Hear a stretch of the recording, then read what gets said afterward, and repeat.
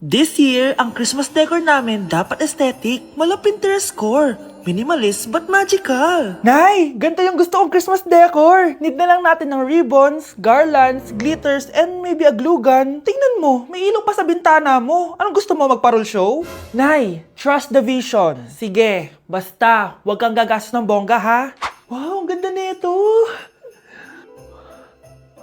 Grabe, ang dami ng tao. Christmas season na nga talaga. Okay, good. Secured. Ayan, all added to basket na. Ayan, secured na talaga.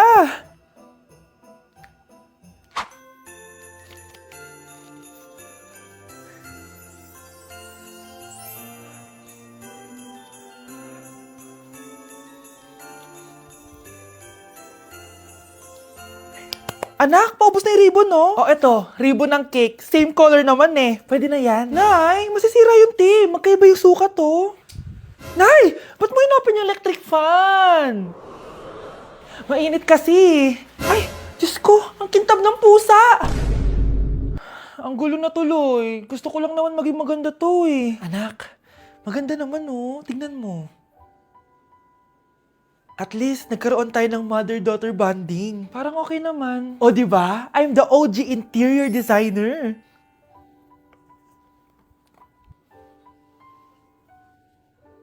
Hindi siya nagmukhang pang Pinterest dahil mas maganda yung ginawa namin.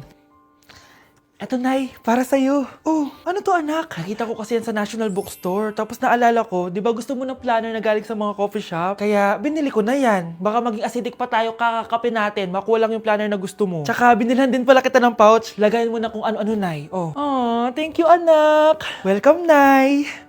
Ma'am, pwede pa po ba ako mag-take ng quiz? Sorry po kung absent ako kahapon. Nilagnat po kasi ako eh. Ay, hindi na pwede. Di ba sabi ko, pag absent na, bawal na mag-quiz. Ano yan, one day lagnat? Tigilan mo ako. Ang sabihin mo, tinatamad ka mag-aral. Ma'am, please, sige na. Humahabol po kasi ako ng with honors eh. Oh, okay ko. Kung gusto mo mag-with honors, hindi ka dapat nagkakasakit. Ay, hello ma'am. Good afternoon po. Ah, yes po ma'am. Kayo po yung nanay ni Scarlett, di ba? Ay, opo ma'am. Yung anak ko kasi nilagnat. Kawawa naman. Pwede pa po ba siya mag-take ng quiz? Humahabol kasi siya ng with honors eh. Sayang naman. Ay, ganun po ba ma'am? Kawawa naman po pala si Scarlett. Di bali ma'am, bibigyan ko na lang po siya ng quiz. Nak, sa susunod kasi magsabi ka sa akin ha. Hindi po kasi siya nagsasabi sa akin eh. Nagka-amnesia siguro to. Naku, salamat sa konsiderasyon ma'am ha. Sobrang bait niyo po. Ay, opo ma'am. Mabait po talaga ako. Di ba nak? Ah, opo nay. Mabait po siya. Manonood ako ng horror. Comedy na lang, puro ka horror. Nagmumukha ka ng multo. Eh di wag ka manood, basta horror ang papanoorin ko. Comedy nga, para masaya. Aba, pati yan pag-aawayan nyo? Ako na lang manonood. Ayan, comedy pa kasi gusto mo. Nakakatawa kasi yung mukha mo. Nayo! Anak, saan niyo gusto pumunta sa Sabado? Sa Baguio, Nay, para malamig tapos maraming strawberry. La Union na lang tayo, Nay, para sa beach tayo tapos picture-picture tapos kain tayo ng seafood. Ano ba talaga? Baguio, Nay, La Union. O sige, magkanya-kanya na lang tayo ha. Mga anak, bibili ako ng pagkain. Ano gusto nyo? Jollibee Cheesy Yum Burger! Aba, himala! Nagkasundo kayo ah! Gaya-gaya! Bias ko yun eh! Bias ko din yan! Pero narinig ko na may bagong special Cheesy Yum Burger at gusto ko itry! O sige mga anak, wait nyo ako ha! Mga anak, kain na! Sarap pa rin itong original Cheesy Yum Burger for me! Ang beefy lang hap-sarap patty with cheese and classic yum sauce ng Jollibee! Bias talaga! Wow! Kakaiba yung atake na itong special cheesy yum burger. Pang bias wrecker. May beefy lang hap-sarap patty at cheese na nga. Meron pang crunchy pickle, onions, and ketchup. Oh, akala nyo kayo lang? Meron din ako niyan. Di talaga magpapatalo si nanay, oh. True. Okay, class! Na-miss nyo ba ako? Bumalik na si ma'am! At dahil first meeting natin, hindi muna ako magli-lesson. Gusto nyo ba yon? Ma'am, pwede po kami kumain sa kantin? Sure! Oh, yung mga gustong kumain, kumain na. Gawin nyo na lahat ng gusto nyong gawin. Basta, today lang yan ha. Next week, magli-lesson na tayo. Grabe, ang bait talaga ni ma'am, no? True, be. Kaya favorite ko yan si ma'am eh. Tara na, kain na tayo. Okay, class. What is the powerhouse of the cell? Scarlett? Ano ba yun? Starts with letter M. Mitochondria? Very good! Kaya mo naman pala eh. Thank you, ma'am. O, class, mag-e-exam kayo ha. Dinalian ko na to para sa inyo. Lahat ng nasa lesson natin, nandito. Okay, get one and pass. Oo nga, ang dali lang. Makaka-perfect pa ata ako. A few moments later. Okay, time's up. Pass your papers. Wow naman, lahat kayo nakakuha ng high scores. Magaling ka kasi magturo, ma'am. Okay, class, dahil Friday ngayon, gusto ko mag-enjoy kayo sa weekends. Kaya naman, hindi ako magbibigay ng assignment. Yes, thank you, ma'am. Makakagala ako. At isa pa, class, malapit na mga anak si teacher, oh. Magli-leave muna ako ng ilang months. Ha? Habang wala ako, si Ma'am Diana muna ang papalit sa akin. Maging mabait kayo sa kanya, ha? Hi, class! Namiss niyo ba ako? At dahil first meeting natin, may surprise quiz kayo. Nandito na naman yung pet peeve ko. Hindi! Hindi! Love mo ko, di ba? Bakit mo ko iiwan? Papuntahin ko si Nami kasi babes umiiyak ko. Ba't ko umiiyak? Bakit mo ko iiwan? Saglit lang. Love mo ko, di ba? Bakit mo ko iiwan? I think it's so easy to fall in love. Class! Reasons that you gotta. Pinakaniwala mo lang lahat. Or in fact, ako pa nga dapat yung magtanong sa'yo eh. Ginaan mo ba talaga ako? Ang kapal ng mukha mo, minahal kita! Minahal kita ng sobra-sobra!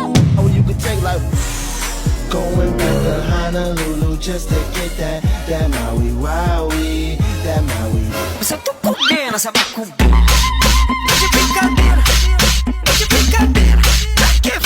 Diyos ko po, mas lang ako saglit eh. Hay naku anak, grabe talaga yung sa Brianna. Ang kalat-kalat palagi ng kwarto, parang binagyo. Di ka pa nasanay kay Ate Brianna, Nay. Tapos, yung Ate Scarlett mo, buong gabi may kausap. Feel ko boyfriend niya yun. Ah, wait lang, Nay. Tapusin ko lang to. Nakikinig ako, promise. Tapos, yung Kuya Miguel mo, palagi nasa barkada niya. Hindi na umuwi dito. Yes! May reward ako! Ano ba, anak? Nagkakwento ako dito, puro kalaro dyan. Eh kasi naman, Nay, nakaka-excite. Tapos, may pa-freebies pa tong Joy Run. May game na kasi inside the Jollibee Delivery app. Just open the app and press the widget to enter the game. Tapos, pwede ka maka-unlock ng rewards. Ang saya naman yan, anak. Pero, paano gamitin yung mga reward? Kapag mag-order ka na, just enter the reward code here to enjoy your freebie. Promo runs from August 11 to October 15. Kaya mag-download ka na rin, Nay. Nandito na yung Jollibee!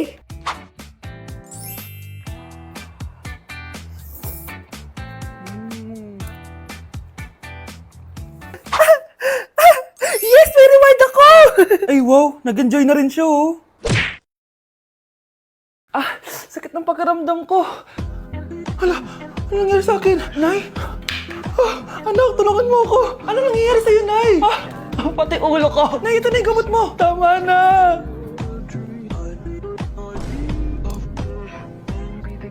Kala ko naman na paano ka na, Nay? Kaka-tiktok mo yan eh. Aba, bakit? Ikaw lang ba pwedeng gumawa ng mga uso? Parang gusto ko rin gawin yan, Nay. Tara.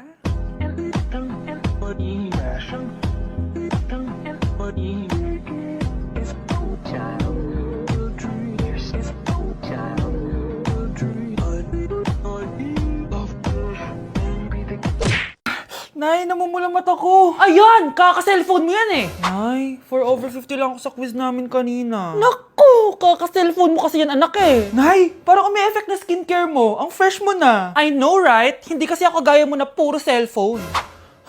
Nay, ubos na pabango ko. Oh, puro ka kasi cellphone. Nay, ninakawan daw yung kapitbahay natin. Grabe nakakatakot. Oh, ayan! Cellphone pa more. Nay, sobrang sakit ng ulo ko. Tapos, inuubo pa ako. Ayan! Oh, alam ko na sasabihin mo. Oo na, kaka-cellphone ko na to. Ay hindi, iba na yan. Kapag may 2 symptoms ka, gaya ng headache at ubo, pwedeng flu na to. Oh, eto anak, uminom ka nitong BioFlu. Ay wow, hindi sinisi ang cellphone na. 15 minutes later. Nay, bumubuti na pakiramdam ko. O, di ba? Mom knows best talaga. Nay, nawawala yung pera ko sa bulsa. Nakita mo ba? Hindi mo kasi iniingatan yung 500 pesos mo eh. At higit sa lahat, kaka-cellphone mo yan. Ha? Wait, paano niya nalaman na 500 yung nawawalang pera? Pag pinaluha mo ang nanay mo, tandaan mo, may kabayaran ang bawat luha niya. Isipin mo ito, noong maliit ka pa, ilang beses ka bang umiyak sa gabi? Ilang beses kang nagkasakit at nag-alala siya? Ilang beses kang nagutom at tiniis niya ang sarili niyang gutom para lang may maihain sa'yo? Pero ngayon, sino ang lumuluha? Ah, ganun. Pag sumagot ang bata, bastos agad? Hindi ba pwedeng nagpapaliwanag lang? Hindi ba natin kaya makinig? Lalo na kung ang bata, maayos naman ang pananalita, hindi naman mataas ang boses, hindi naman bastos pag nagpapaliwanag. Ang iba kasi sa atin, hindi naman nila lahat talagang ayaw makinig. Pag nagpapaliwanag ng bata, sure na tayo,